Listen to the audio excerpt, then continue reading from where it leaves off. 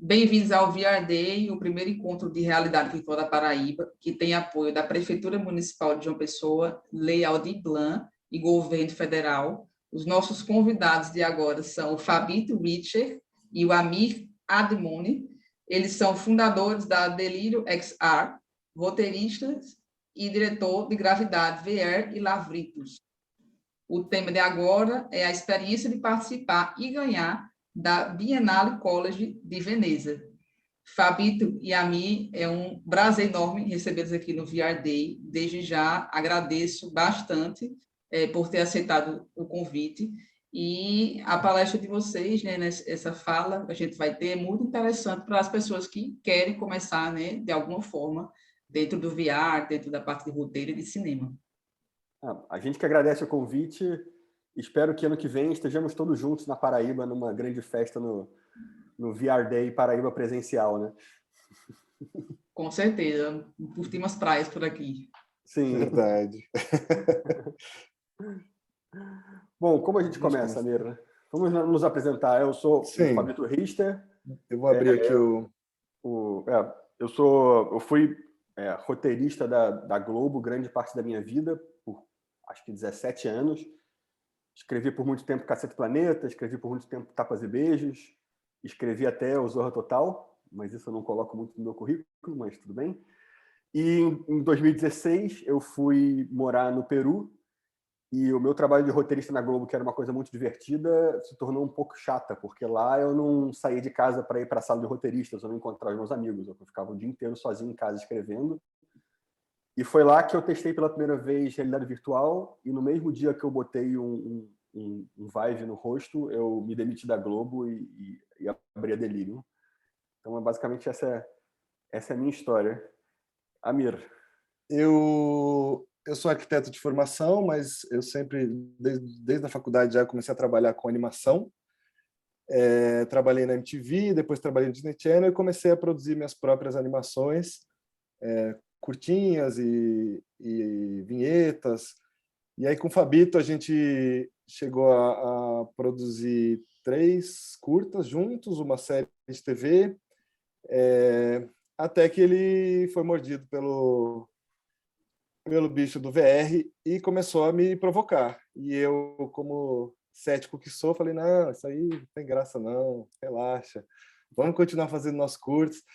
E na época a gente estava fazendo um filme, o Gravidade, que era um curta 2D, né? E ele achou que era uma ótima oportunidade para a gente transformar aquilo numa experiência em VR. E a gente começou a ver como que ia ser a transposição e criamos uma experiência VR baseada no curta-metragem VR. Depois a gente fala um pouquinho mais disso. Mas para hoje a gente preparou um pouco do estudo de caso do Lavrintos, né? De como que foi desde a concepção até a estreia dele no Festival de Veneza. Eu acho interessante porque nós dois a gente nunca tinha escutado do Biennale College até a gente efetivamente participar. E é um canal muito bom para você conseguir financiar se você tem alguma ideia maluca em realidade virtual. Sim, é um várias. Canal, sim, é um dos melhores canais para você conseguir fundos para financiar ela. E a gente foi uma experiência ótima. Sim, principalmente porque ele é um canal que ele é voltado para pessoas na primeira ou segunda obra de VR. Não é para produções de gente que já tem uma experiência, ou já tem uma empresa que faça isso bastante. Então, é uma porta de entrada muito boa e tem a garantia, uma vez selecionado, que você estreia em Veneza. Então, já tem uma vitrine incrível, né? Então, a gente queria compartilhar um pouco da nossa experiência para quem sabe inspirar alguém que queira fazer também. Muito bom, muito bom. Todos que estão assistindo aqui no VR Day já estão altamente inspirados. E esse bicho do VR morde mesmo, viu? Morde, né? Morde. Eu que o diga. Então, aqui tem o Gravidade, que foi essa nossa primeira experiência, que levou mais ou menos 6 meses para produzir, certo, Fabito? Por aí, E a gente foi selecionado, a gente mandou para os festivais e tal, e a gente ia estrear em Tribeca. A gente já estava com passagem comprada para estrear em Tribeca em 2020. Tem que dizer que o Gravidade VR ele foi financiado pelo Itaú Rumos, o Itaú Rumos Cultural. Verdade. Foi aí que a gente conseguiu produzir ele. Uhum. Muito bom. E com passagens compradas, Airbnb reservado, tudo certo, veio a história que todos nós conhecemos, e a gente ficou sem conhecer Tribeca. E durante a pandemia, o filme foi sendo selecionado em um monte de outros festivais, foi selecionado em Cannes, foi selecionado em Veneza também, e todos esses lugares a gente só foi participar virtualmente, né? Nossa. Nós perdemos 20 festivais. Pois é. No ano que seria nosso debut de festivais em VR, a gente ficou em casa participando com o óculos virtualmente, e alguns nem isso, né? Alguns a gente só sabia o que acontecia. Verdade. E aí ficou aquela... E muitos festivais, né, Amir, que é dentro dessa categoria de realidade virtual. Sim. Agora sim. todos os maiores festivais já têm, né? Todos Sim, os grandes festivais já têm essa categoria. Sim. Inclusive de animação também, né? Os festivais específicos de animação, eles também todos têm uma categoria de VR, né? Não só os de cinema tradicional. E aí ficamos com aquele gostinho de, fizemos uma obra que parece que as pessoas gostaram, mas a gente não sabe o que elas acharam. A gente não teve aquela troca imediata, né, de alguém que acabou de assistir e contou pra gente o que achou. A gente ficou com aquela sensação de, poxa, bem na minha vez, né? E ficou então aquela vontade de fazer um outro. Isso, aquele desejo de falar, putz, a gente precisa fazer outro agora, porque isso 2020 a gente achava que 2021 a pandemia teria acabado. Vamos fazer outro, a gente precisa fazer outro, até para aproveitar o que o nosso nome caiu na roda, né? A gente não foi em nenhum festival, mas a gente tinha que aproveitar que a gente tinha ganhado todos esses prêmios, nosso filme estava bem falado, então a gente queria aproveitar esse momento, né? E aí surgiu um edital daqui de São Paulo, também da Lei Aldir Blanc, do PROAC, que eles tinham uma categoria de VR, que eles premiavam um VR. Que legal, muito bom, viu? Sim, só essa categoria. Sim, esse ano teve de novo. E aí eu falei para o Fabito, falou, não, vamos fermentar alguma ideia. E aí ele veio com essa ideia que, diferentemente de todos os outros que a gente teve até agora, ela partiu de uma ideia de tecnologia e não de uma ideia narrativa. O Fabito pode falar. Eu já tinha testado Espaços Impossíveis e jogos não euclidianos em 2D, que tem aquele Antichamber, um jogo famoso. Mas quando eu botei os óculos e testei esses Espaços Impossíveis em realidade virtual, aí a diferença é muito grande. Tem um jogo famoso chamado T for God que me pirou a minha cabeça. E eu falei, cara, a gente tem que usar isso não para um jogo que tenha tiro e matar gente, mas alguma coisa narrativa. A gente tem que usar isso como linguagem. Aí eu comecei a falar isso para o Amir, ele experimentou, ele entendeu. Eu vou colocar o vídeo aqui do o que é uma experiência não euclidiana, que a gente não falou, mas o Labyrinthos ele é basicamente uma experiência não euclidiana. Depois a gente vai falar um pouco melhor, mas aqui tem um vídeo que explica um pouco. O Fabito pode ir falando enquanto...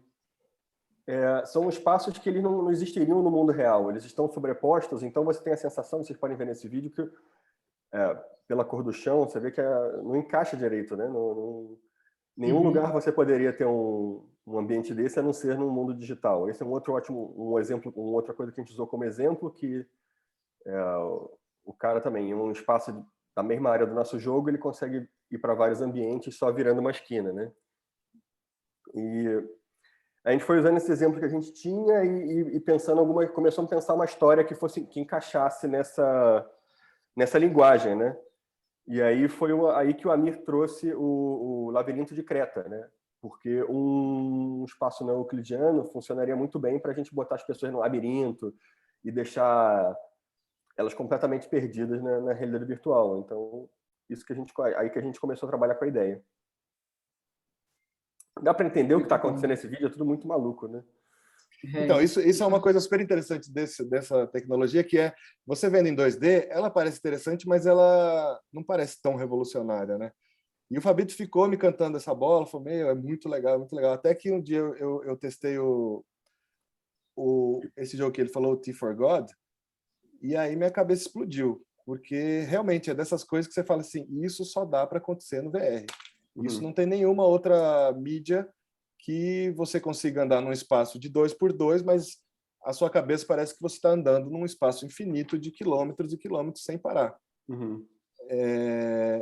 É uma coisa e eu acho que aí que está a especificidade do VR, que você pode tentar explicar o dia inteiro e a pessoa vai falar, entendi, mas que em segundos que ela colocou, ela fala, agora sim, sabe? É uma coisa que o VR ele provoca muito uns sentidos mais primitivos, né? Que a verbalização, eu acho que ela não dá conta. Não alcança, não alcança. Faz todo sentido ser no suporte, né? A linguagem. E aí a gente começou a fermentar a ideia do Minotauro, que ela parecia que tinha todas as ferramentas. Ela já tinha um mito pronto, né? Um mito interessantíssimo e atemporal, né? Que discute várias questões do ser humano, dentro de um labirinto que parecia o cenário perfeito para a gente desenvolver o mundo não euclidiano. O mundo não euclidiano. Só que fazer o mito do Minotauro, como a gente conhece, não é muito do nosso estilo de contar. A gente achava que tudo bem, já contaram, já tem longas, já tem tudo bem. A gente só acrescentar o não euclidiano, ele agrega, mas por que a gente estaria fazendo hoje o mito do Minotauro?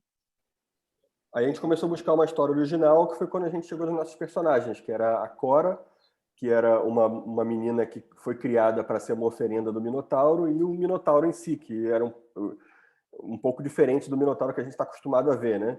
Acho que a gente tem uma foto dos personagens aí, né? Sim. Mas só antes de mostrar os personagens, a ideia era que em vez do Minotauro ser aquela besta, né, que quer devorar, ele é um ser desesperado, né, que quer sair do labirinto, coitado, né? Ele é uma das vítimas do labirinto de Creta. E a Cora, que todo mundo sempre descreveu as oferendas como, né, umas vítimas ela não, ela tá ali, ela quer ser devorada pelo Minotauro, ela tem a vida dela traçada e ela quer fazer isso. Essa que é Como ela sempre foi criada para isso, esse é o momento da vida dela. Ela tá mais feliz do que nunca de finalmente chegou a hora dela virar a oferenda do Minotauro, né? E aí a gente começou a pensar no desenho do personagem. Esse é o desenho do Minotauro que né, aparece em todos os games, que, né, todos os filmes de ação. Esse é o Minotauro, uma besta feroz, musculosa. Mas aí a gente começou a pesquisar pintores, né, Picasso, Dalí, e eles trazem uma visão mais humana do Minotauro, né?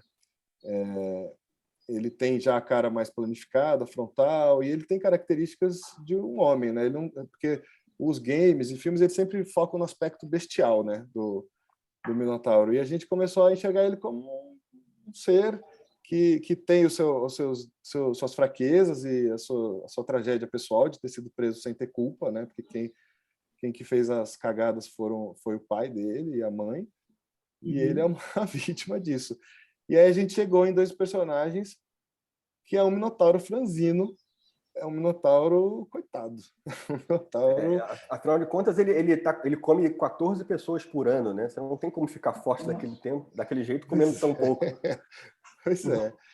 E a Cora ela é alegre, ela é altiva, ela é segura de si, ela não é uma oferenda tradicional que está desesperada e morrendo de medo do Minotauro. E aí, para esse edital do PROAC, a gente desenvolveu isso, mas bem às pressas, né, Fabito? Foi uma questão de uma semana ou duas, foi muito correria. Foi corrido. Que uma semana. A gente tinha essa linha de narrativa, a gente desenhou e aí esses concepts também para entender como que... Seria mais ou menos a relação do jogador com os personagens. Então aqui você teria o usuário e você teria os personagens aqui andando pelo labirinto e você seguiria ele dentro do labirinto. Era o que a gente tinha. Mas não muito mais do que isso. Muito bom. E aí, no mesmo tempo, o Fabito ficou sabendo do Biennale College. Um amigo me ligou, perguntou, você vai entrar no Biennale College? Eu falei, acho que isso é só para pessoas até 25 anos, acho que não posso mais. Aí ele falou, não, acho que não, entra lá no site. Eu entrei no site, vi, realmente não tinha nada que impedia a gente de entrar. A gente já estava com essa ideia mais ou menos formatada, então a gente traduziu para o inglês, acho que colocou uma ou duas coisas a mais e mandou lá para o processo seletivo. A gente podia explicar mais ou menos o que é o Biennale College, né? Uhum. O Biennale College ele é um programa da Fundação Biennale de Veneza, que todo ano ele tem linhas e fundos para curtas, para longas e também para a realidade virtual. Como funciona? Eles abrem a inscrição, pessoas do mundo inteiro podem mandar seus projetos, eles vão selecionar 12 projetos de qualquer lugar do mundo. Esses 12 projetos vão participar de uma semana de workshop, com, sei lá, umas 5 horas de workshop por dia, não é isso? Mais. Eram 4 horas de manhã e depois mais 2 à tarde, né? Sim, eram 6 horas de workshop por dia durante uma semana. Que tradicionalmente é feito em Veneza, então você recebe estadia e alojamento lá também. Eles te levam para lá para fazer isso. No nosso caso, foi tudo em realidade virtual. Tivemos que passar 6 horas por dia de óculos no workshop. Fazendo reuniões, fazendo debates. Você encontra com tutores, cada dia você encontra com 2 ou 3 pessoas diferentes que vão analisar o seu projeto, criticar, tentar arranjar ideias melhores. É bem legal. Sim, e cada tutor especializado em uma área, né? Tinha o tutor de UX, tinha o tutor de narrativa, o tutor de, sei lá, de produção executiva, e todos eles vão ficar provocando seu projeto para fazer ele fermentar e melhorar, né? Pois é, muito bom, viu? É legal isso, não só pelo input dos tutores, mas também porque você acaba passando muito tempo do dia pensando no seu projeto, né? E principalmente nessa fase inicial de um projeto, é muito fácil você procrastinar, porque está tudo muito no ar ainda, então você não tem uma pressão para você trabalhar o seu projeto, você acaba indo para o outro lado. Então foi muito importante, não só pelo input, mas porque fez a gente ficar focado assim por muito tempo assim, né? Sim, é aquele esquema de panela de pressão, né, que tem gente na expectativa que você mostre uma novidade no dia seguinte, ao mesmo tempo que tem a sua adrenalina, né, que o seu cérebro começa a funcionar numa velocidade diferente, porque, né, você quer primeiro que também tem um quesito ali vão selecionar só um para premiar, né? Pois é, a gente não falou disso. Sim. Eles escolhem 12 projetos do mundo inteiro. E no final desse workshop, que ele tem uma semana primeiro, depois tem mais uma semana depois, eles vão escolher um desses projetos para financiar o projeto. Sim, eles financiam e você estreia no festival. Em Veneza. Em Veneza. Dentre todos, eles escolhem um para financiar. Exatamente. Dos 12, eles selecionam 3 para a segunda semana, que é tipo, a primeira semana é em janeiro, aí tem um tempo, aí tem uma segunda semana no final de fevereiro, que vão só 3 selecionados, e desses 3 eles selecionam um a ser financiado. Pois é. Então tem essa não é uma competição, porque isso não acontece, todo mundo se ajuda e tudo, mas o formato você tem que se sobressair, né? Você tem que fazer o melhor que dá para crescer aos olhos da comissão julgadora, né? Seu projeto tem que estar muito pronto, porque não é só ele ter uma ideia boa, você tem que mostrar que você vai conseguir produzir, porque o tempo de produção, no final, é muito curto, porque o Festival de Veneza é no início de setembro. Isso. Então, você recebe a mensagem de que você vai ser selecionado em maio, não é isso? Meados de março a gente recebeu. Então você tem mais ou menos uns 4 meses e meio para realmente produzir tudo. Então eles têm que ver não só uma ideia boa, mas que você está com tudo bem amarradinho para no Festival de Veneza você apresentar uma boa coisa lá. Sim. Muito bom. E vocês ganharam, né? Sim. Isso já é o spoiler Parabéns. do final da nossa apresentação. Estava ansiosa para saber. Mas o que é que vocês acham que como vocês falaram, né? Tem que desenvolver o projeto. Mas dentre os projetos, né? O que é que vocês acham que é primordial ter dentro da criação do VR para se destacar? Uma Olha, confluência... pode falar, Fabito. Não, é exatamente isso, é uma confluência de várias coisas, né? É uma boa ideia, uma ideia original e a capacidade de produzir, porque a gente se propôs a fazer um projeto para o Oculus Quest, que tem vantagens e desvantagens. A vantagem é que é um óculos que todo mundo tem. Hoje em dia você tem 10 milhões de Quest no mercado.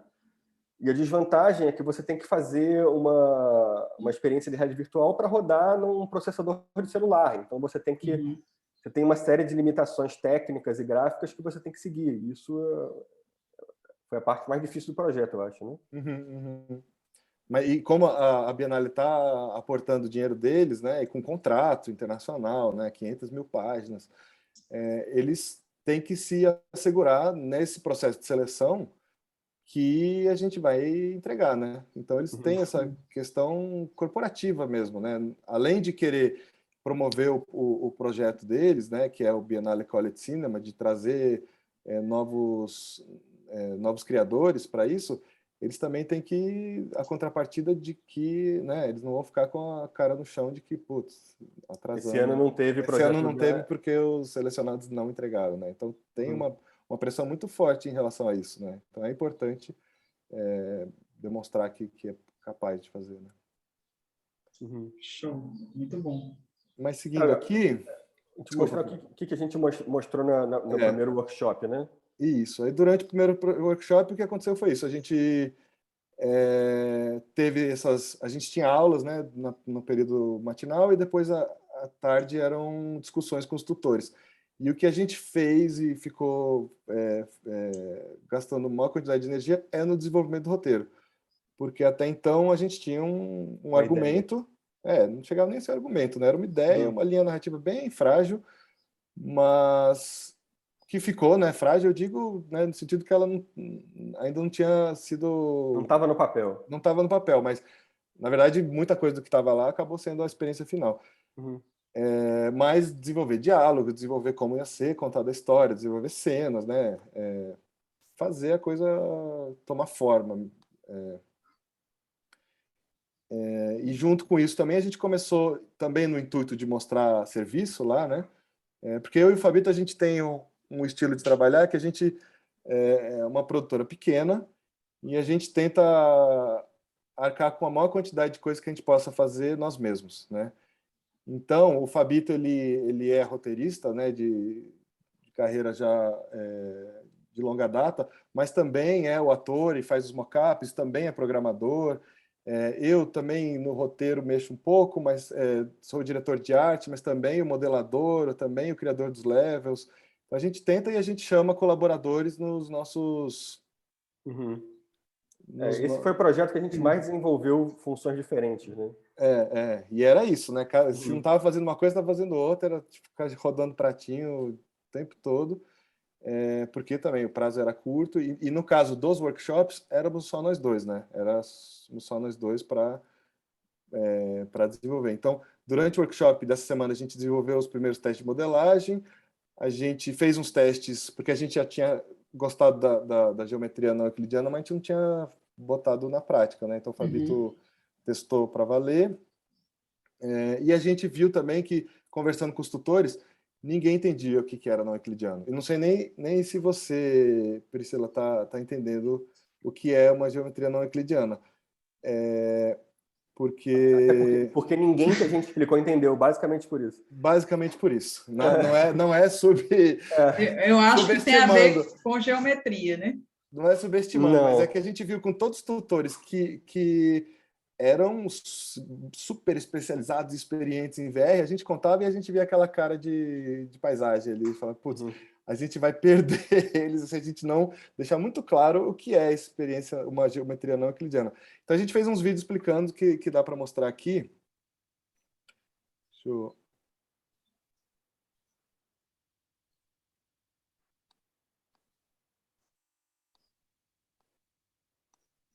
Aqui. Esses são os personagens modelados, né? O primeiro teste.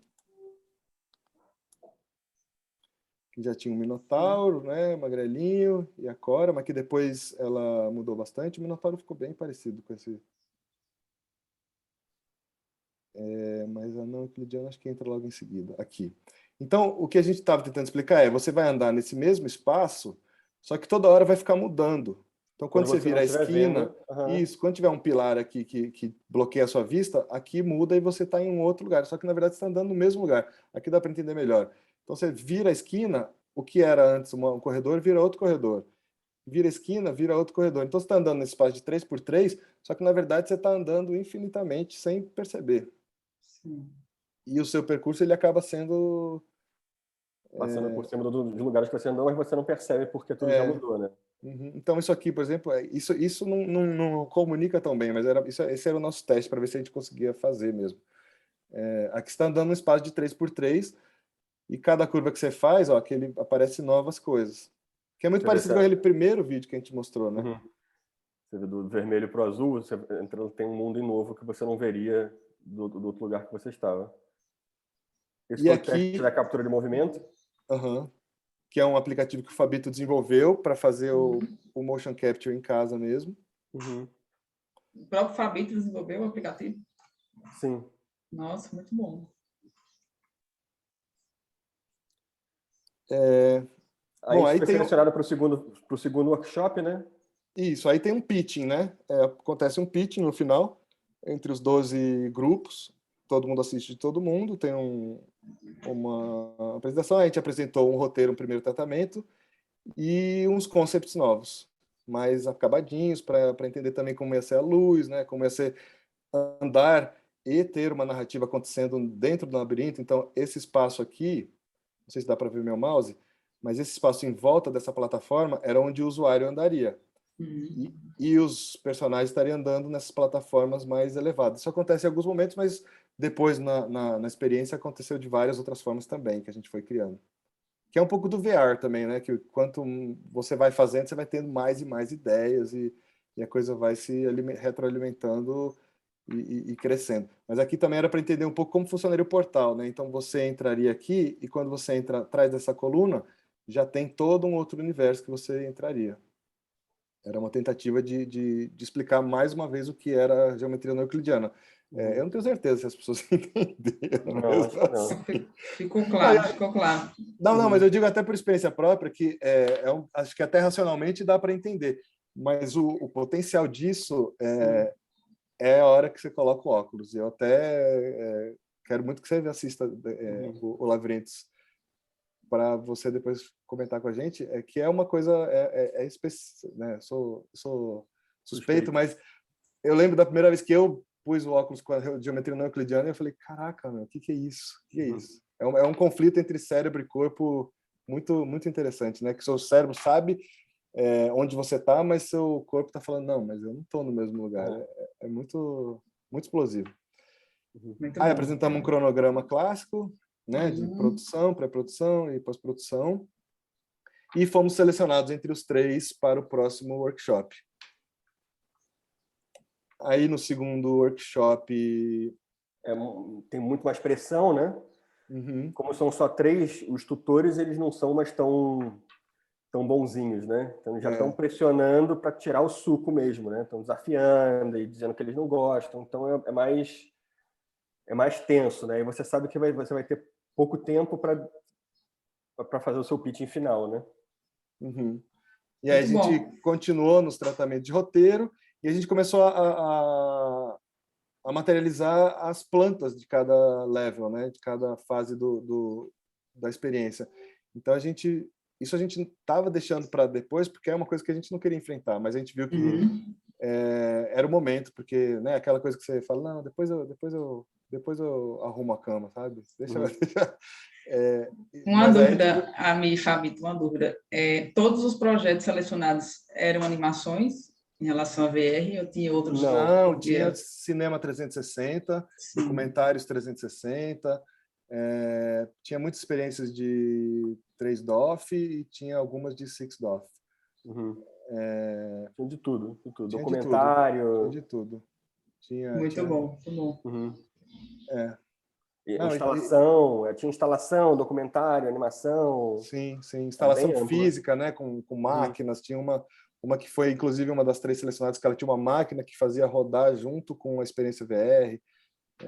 Eram projetos muito interessantes todos. E era muito legal de ver como todos cresceram muito durante uma semana, sabe? Todos tiveram uma explosão de desenvolvimento muito importante, muito visível, né? Porque a gente conhecia os projetos, porque eles mandavam para a gente todos os projetos antes de começar, a gente lia, e depois na apresentação final a gente via quanto, porque a gente não tinha como ver como eles estavam evoluindo durante, né? Porque cada um estava super concentrado no seu.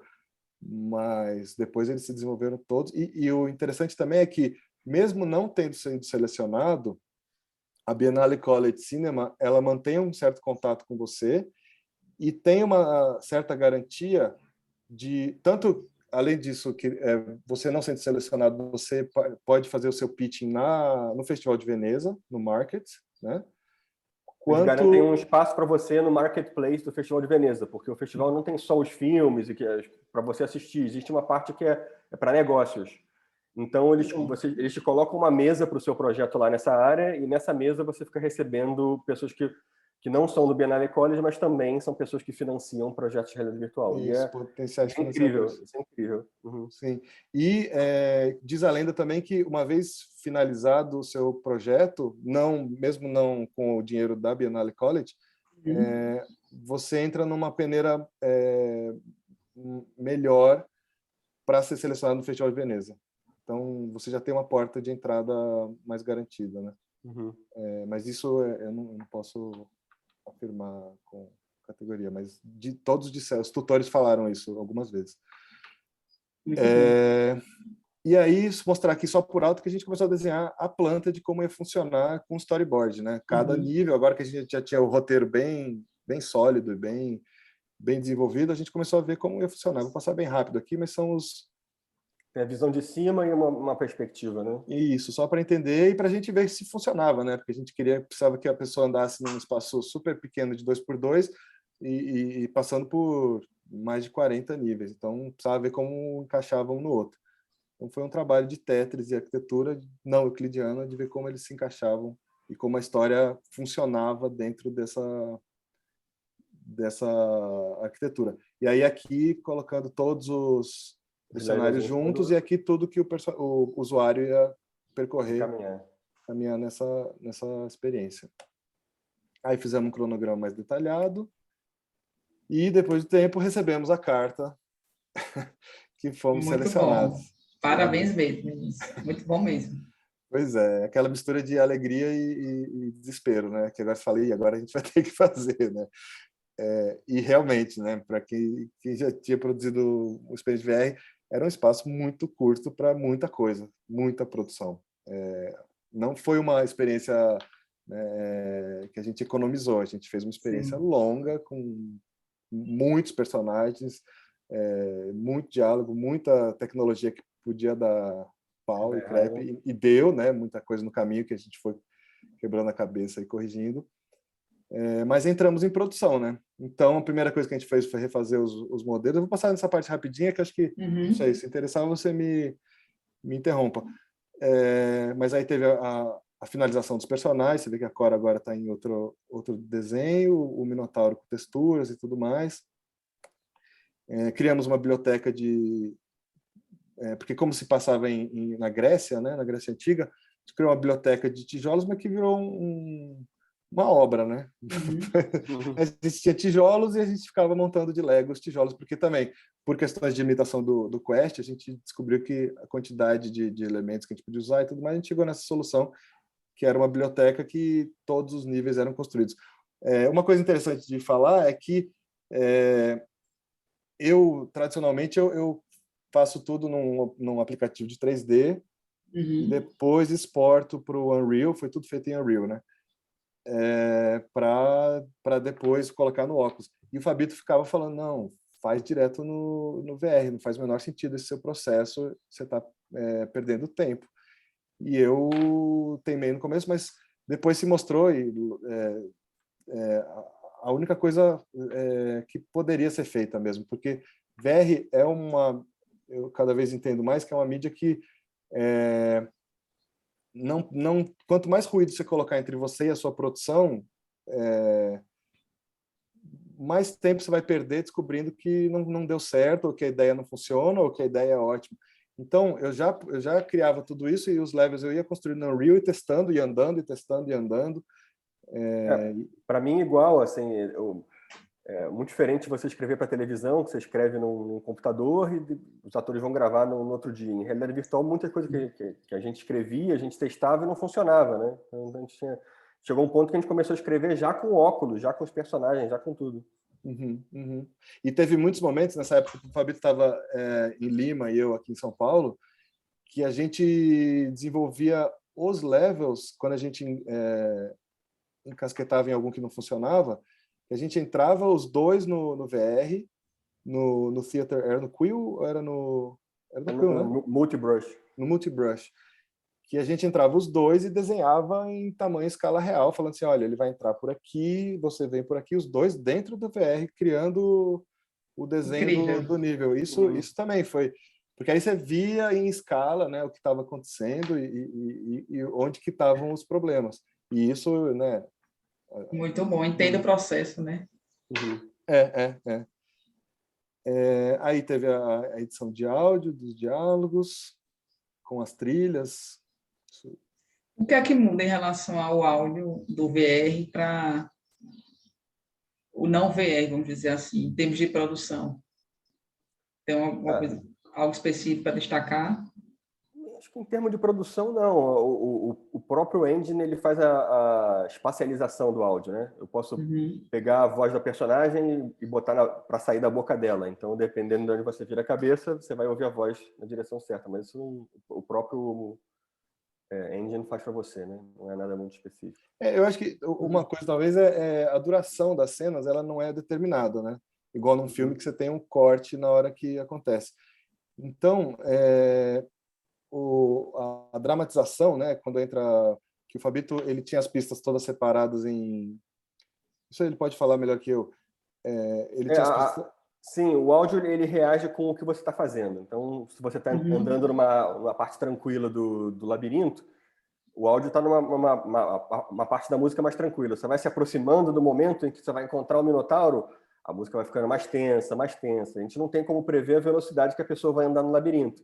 Então, a música ela tem que reagir de acordo com o que a pessoa está fazendo. Então, ela tem a parte que você compôs anteriormente, que já está pré-composta, mas tem a parte que vai ser feita na hora, dependendo do que o jogador faz. Essa é a maior diferença de uma produção linear de música para uma produção interativa. Aqui aí tem os designs dos levels, né? Essa é uma vista de cima, né? O usuário ele fica lá dentro, só para a gente entender. Os personagens secundários, que a gente acabou usando muita coisa que já existe e recauchutando, e como o prazo era curto e a verba também não era infinita, né?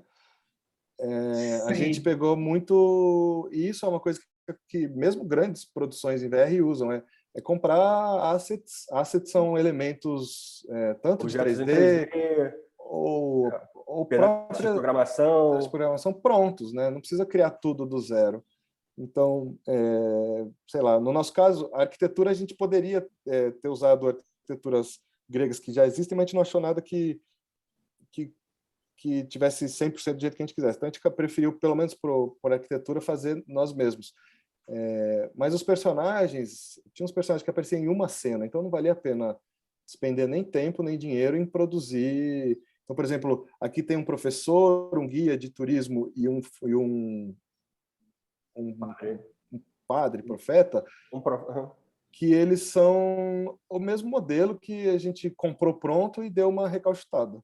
Trocou a roupa. Trocou a roupa, a cor do cabelo, que já estava pronto. Esse menino aqui também, a gente só trocou um pouquinho de coisa e ele também é um asset que já tinha no Marketplace, que é um lugar da Unreal que vende coisa. Então, você consegue comprar também, pronto, né? O pessoal de casa que queira começar. Um personagem ele pode custar de $20 a $4.000.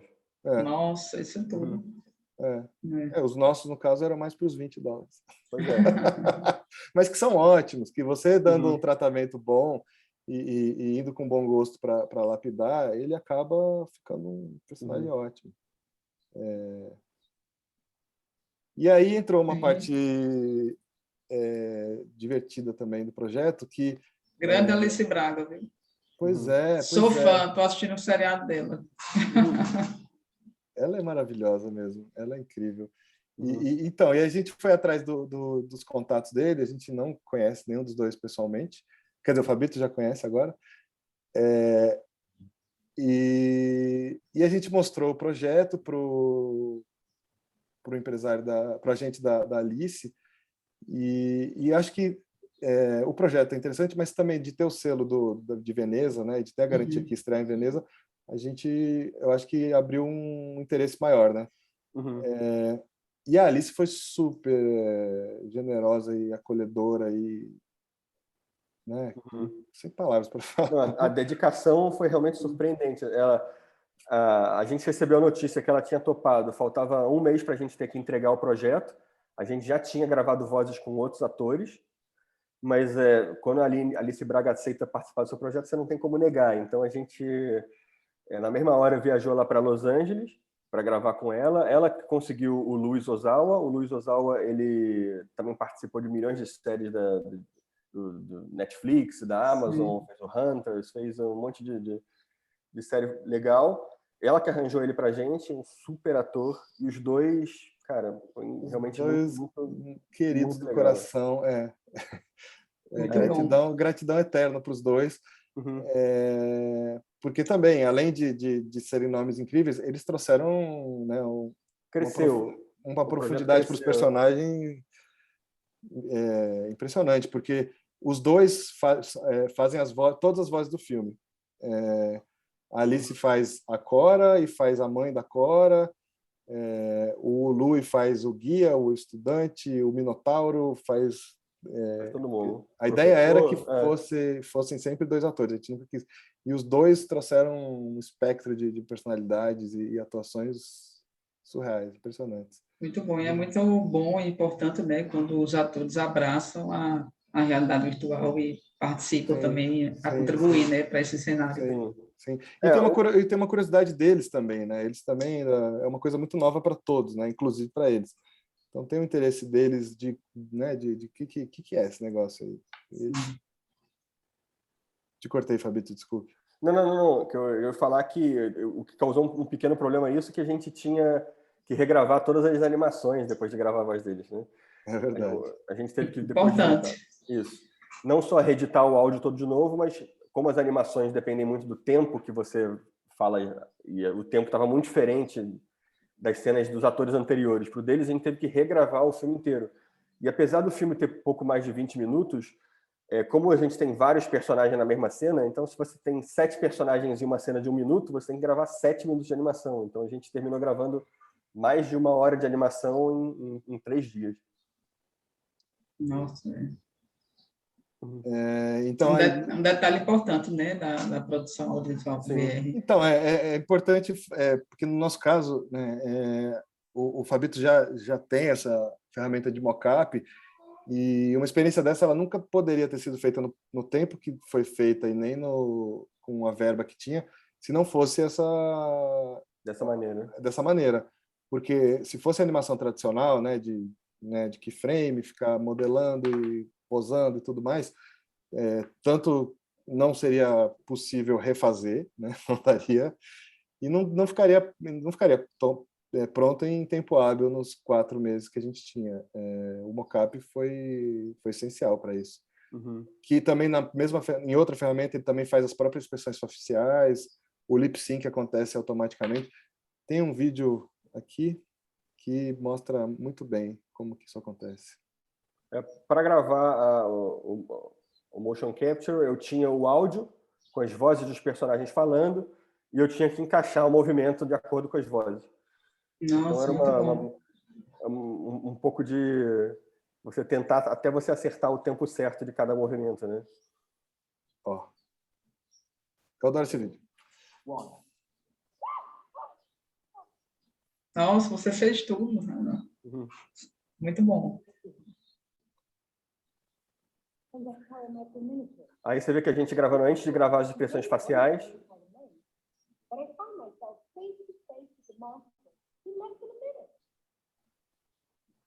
E o legal é que eu estava usando um óculos de realidade virtual. Então, eu estava me vendo no corpo dela e vendo o Minotauro na minha frente. Eu estava no cenário do filme. Então, você está gravando o que você... já dentro da experiência. Então, é uma sensação muito diferente também, né? Já contribui bastante, né? Sim. Que tem a ver com aquela história de quanto menos ruído você colocar entre você e a produção, mais rápido sai, sabe? Ele já estava no labirinto, falando do tamanho da Cora, olhando o Minotauro. E não só isso, eu podia regravar, eu terminava de gravar, eu apertava sincronizar o Amir de São Paulo, botava o óculos e conseguia, na mesma hora, assistir já na experiência o que eu estava gravando. Muito bom. E tem as luvas, né, também. Sim, sim. Eu estou usando o Vive com os trackers e para gravar os dedos, tem uma luva especial para isso também. Que eles forneceram lá Não. Isso é no orçamento. Sim. Esse equipamento próprio. Muito bom. E você criou o aplicativo? Sim. Sim. É disponível para todos? Ou... Não, eu criei, na verdade, para uso próprio. Como eu vejo ele, eu boto os óculos, eu tenho na minha frente uma prateleira com todos os personagens que eu posso usar em miniatura. No que eu seguro um dos personagens, ele aparece do meu lado, parado assim. Aí o que eu faço, eu entro dentro dele, como se fosse uma fantasia. Sim. E no que eu entro dentro dele, eu incorporo esse personagem e meus movimentos agora estão fazendo o personagem dele. E eu podendo ver o outro personagem, eu já olho para o lugar certo, eu já toco nos lugares certos. Eu não estou num fundo verde imaginando o que está acontecendo. Eu estou vendo a Cora na minha frente. E eu estou reagindo com o que eu acabei de gravar, né? Então é muito, muito... Então, aqui dá para ver exatamente isso, que é a mesma cena que a gente viu antes, só que agora ele está incorporando o Minotauro. E a Cora já estava gravada, e ele interage com ela com outro personagem. Nossa, muito bom mesmo, viu? Então, de parabéns. Já saio daqui com vontade de querer fazer um também. Muito bom mesmo, incrível. E te deixa um espaço para improvisar também, né? Que isso? Tem mais algum vídeo, Amir? Tem mais algum? Vou pausar esse. E pós ganhar a Bienal, qual é a sensação que fica? Que são os números da produção. Aqui tem um pouco de números da produção, desculpa. Pós ganhar a Bienal, fica... Foi muito legal e muito frustrante, né? Ao mesmo tempo. Porque, o problema é que a Bienal foi em setembro. Em setembro, o Brasil estava com um número de contágio muito alto, então os países da Europa não estavam aceitando brasileiros. Então, o Amir não pôde ir para Veneza lançar o filme. Eu estava morando em Lima, então não tinha nenhuma restrição para as pessoas do Peru. Então, eu recebi o convite para ir para Veneza, eles te pagam tudo, te pagam uma passagem, um hotel, uma experiência bem VIP. Assim. Você chega no aeroporto, vão te pegar num barco particular, vão te pegar lá. É bem... uma experiência bem legal. Mas o principal mesmo é que lá eu conheci as pessoas que estavam no workshop com a gente, como você ganha o direito de participar do mercado. Estavam todos os outros grupos lá, então foi uma troca muito legal. E você vê a reação das pessoas para o seu projeto, que foi o que a gente não teve no Gravidade. O Gravidade a gente terminou de fazer ele e a gente não foi para nenhum festival, então a gente não escutava o que as pessoas estavam dizendo, a gente não teve essa experiência. Lá em Veneza, pela primeira vez eu pude ver cara a cara como que as pessoas que não eram meus amigos pessoais, da minha família, estavam reagindo ao filme. Foi incrível, sabe? Fomos super bem recebidos pelo público, pela imprensa. E aí temos um ano pela frente de esperar que ele seja selecionado para outros festivais. E esperar também que não tenha uma nova variante e que os festivais possam voltar a acontecer presencialmente. Com certeza, com certeza. Espero também que o próximo VRD Paraíba seja presencial, para vocês virem para cá e a gente conhecer, né? O nosso turismo. Muito bom mesmo. Estou muito feliz, né? O Brasil está sendo inserido nesse contexto. O VRD nasceu de um entusiasta, né? Que sou eu, e também estou aqui para somar sempre com esses projetos. E gostaria de saber de vocês, né? Foi um talk, uma fala maravilhosa, assim, incrível mesmo. As pessoas que querem começar na área, né? Iniciante. A gente tem muita informação do VR, tanto da área técnica, né? Tem roteiro, aí tem animação, 360. O iniciante querendo começar, pela experiência de vocês, dentre o campo que tem, né? A gente acaba acumulando função, que é natural, também, por onde começar? Que estudo, que curso, que Cara, programas? a gente vive num mundo que tem muita informação online. Assim. Eu mudei de roteirista de televisão para produtor de realidade virtual em menos de 3 meses, sabe? Então, se você tem o tempo e você tem a concentração para você estudar online, você vai achar muitos e muitos cursos. Assim. Quando decidi sair do meu emprego, eu estava com uma filha de 8 meses de idade. Então, eu sabia que eu teria pouco tempo para voltar a ganhar dinheiro. Então, foi um salto um pouco kamikaze. Então, bate aquela pressão de que, cara, eu tenho que fazer isso dar certo logo. Então, a minha primeira atitude foi, eu me inscrevi num curso da Udemy, de realidade virtual, de Unreal, que eram 54 horas de curso. E eu consegui fazer em uma semana, sabe? Em uma semana eu fiz 54 horas de curso, e em uma semana eu já conseguiria fazer um cenário no Unreal e produzir experiências mais ou menos simples. Então é uma coisa que depende realmente de você, sabe? Se você tem a concentração e a vontade, você não precisa de mais nada. Mais nada. E, de uma certa forma, as ferramentas elas estão ficando muito amigáveis, né? Eu mesmo, durante o processo de produção do Labirintos, eu não sabia nada de Unreal.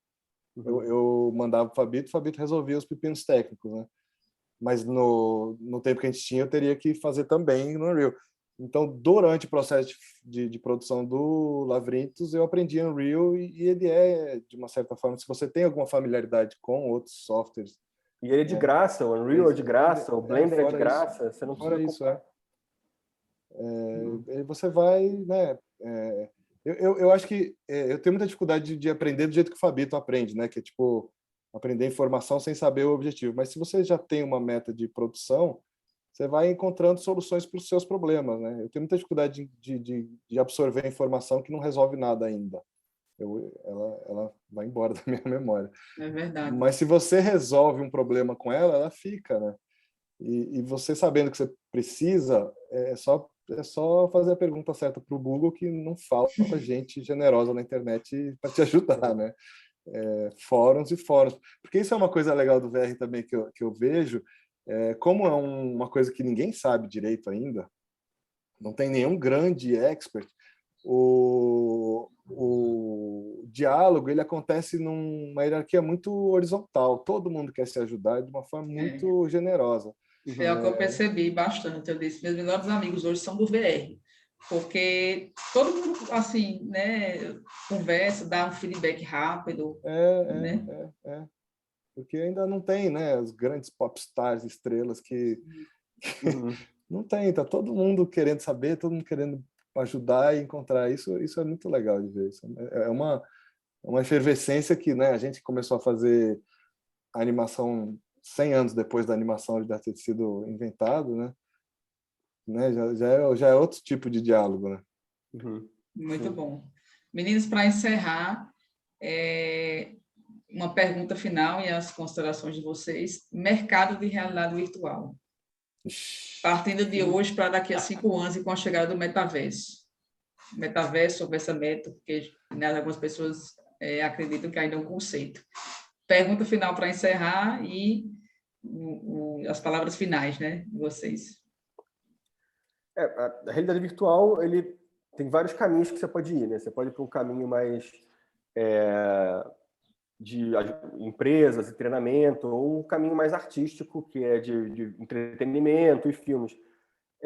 A gente participou dos dois e as pessoas têm muito aquela ideia errada de que você fazer um projeto de treinamento é muito chato e você fazer um projeto artístico é muito legal. E, na verdade, os dois lados da realidade virtual são ainda muito legais. Assim. Então, você pode fazer um vídeo de treinamento que você se divirta muito e aprenda bastante coisa e coisas que você vai usar para os seus vídeos de entretenimento.